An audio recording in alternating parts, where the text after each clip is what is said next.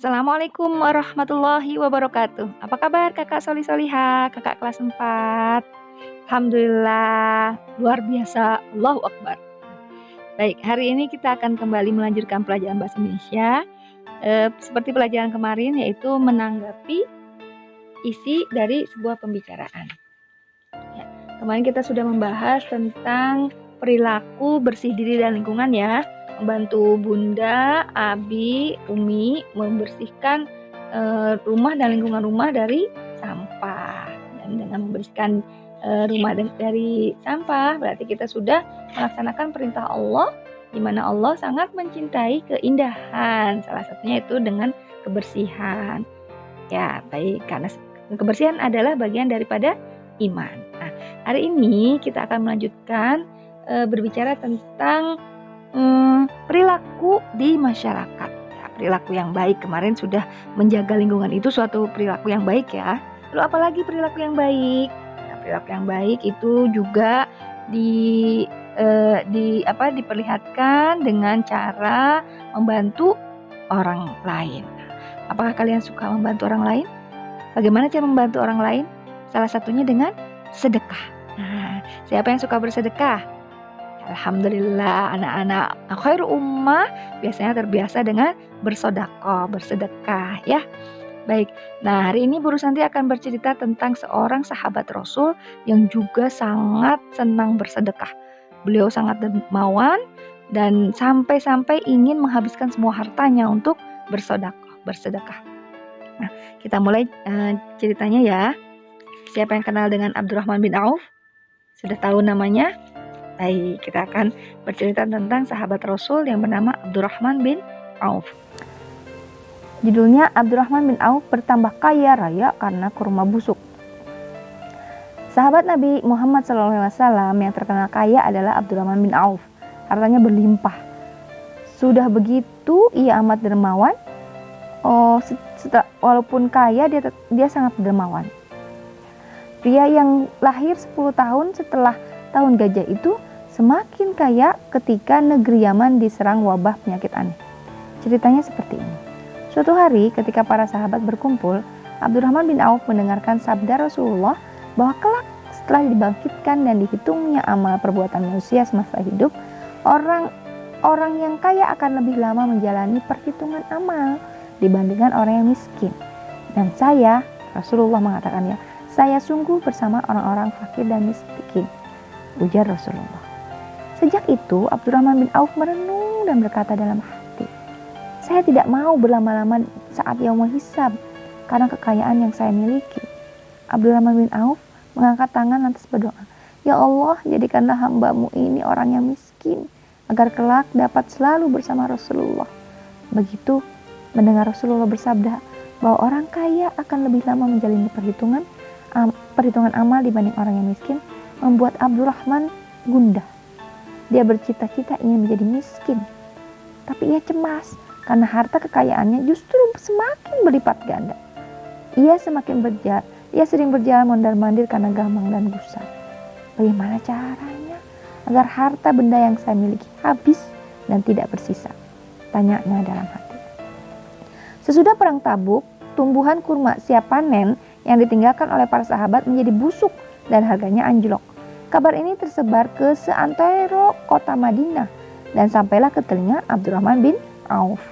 Mendengar kabar tersebut, sahabat Nabi ini melego semua harta bendanya, menjual semua harta bendanya. Melego itu menjual semua harta bendanya. Kemudian membuat pengumuman yang isinya, semua penduduk kota Mekah yang buah kurmanya busuk akan dibeli sesuai harga buah kurma yang normal. Sejurus kemudian warga kota Madinah berbondong-bondong menjual kurma ke tempat Abdurrahman bin Auf. Semua kurma busuk dibeli oleh Abdurrahman bin Auf. Hartanya pun ludes tanpa sisa.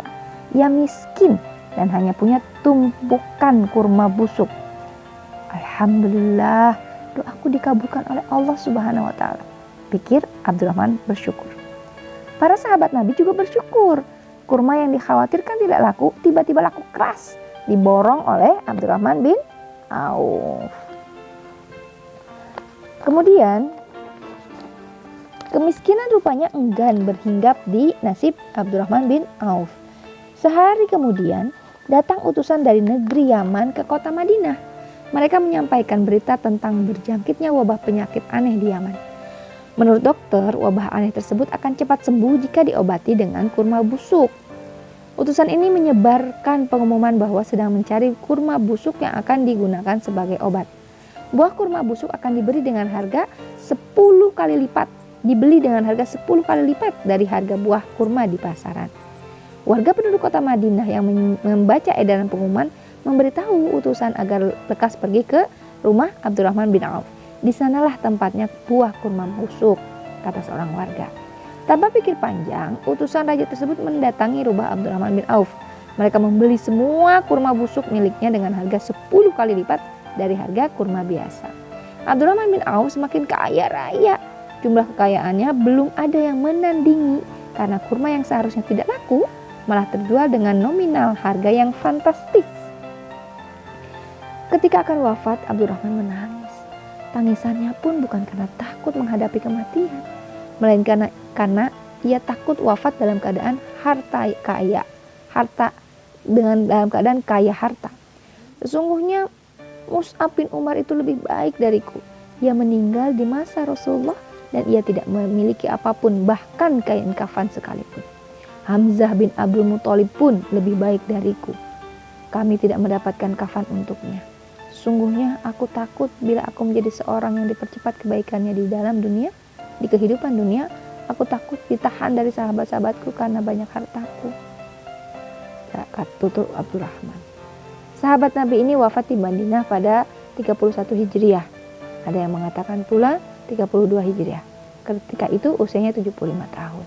Tapi ada juga yang menyebutkan 72 tahun dan riwayat lain menyebutkan 78 tahun. Nah, begitu cerita tentang Abdurrahman bin Auf yang berniat untuk menjadi miskin, tetapi Allah memberikan kekayaan itu kepada Abdurrahman bin Auf. Dan Allah sudah mengabarkan bahwa Abdurrahman bin Auf adalah salah satu sahabat Rasul yang akan masuk surga. Nah, begitu cerita tentang sahabat Rasul Abdurrahman bin Auf yang senang sekali bersedekah. Nah, bagaimana dengan kalian? Apakah senang bersedekah? Ya, alhamdulillah. Karena bersedekah itu bagaikan menumbuhkan bulir-bulir sampai 700 kali lipat. Nah, baik, sekarang pertanyaannya untuk menanggapi cerita tersebut adalah pertama, apakah menurut kalian cerita tersebut menarik? Yang kedua, kenapa menurut kalian menarik? Alasannya apa? Yang ketiga, apakah kalian senang bersedekah? Yang keempat, kenapa kalian senang bersedekah? Yang kelima, bagaimana perasaan kalian? Rasanya bagaimana ketika kalian bersedekah? Apa yang kalian rasakan? Yang keenam, di awal pembacaan tadi ada sebuah ayat yang barusan dibacakan. Surat apakah itu dan ayat berapa? Silakan dituliskan artinya juga. Nah, silakan setelah ditulis jawaban tadi, antum rekam jawabannya, kemudian kirimkan hasil rekaman antum via lewat WA chat grup yang barusan kirimkan di sini ya. Ya, baik, alhamdulillahirrahmanirrahim. Kita sudah selesai pembelajaran hari ini. Sampai bertemu lagi di pelajaran berikutnya. Wassalamualaikum warahmatullahi wabarakatuh.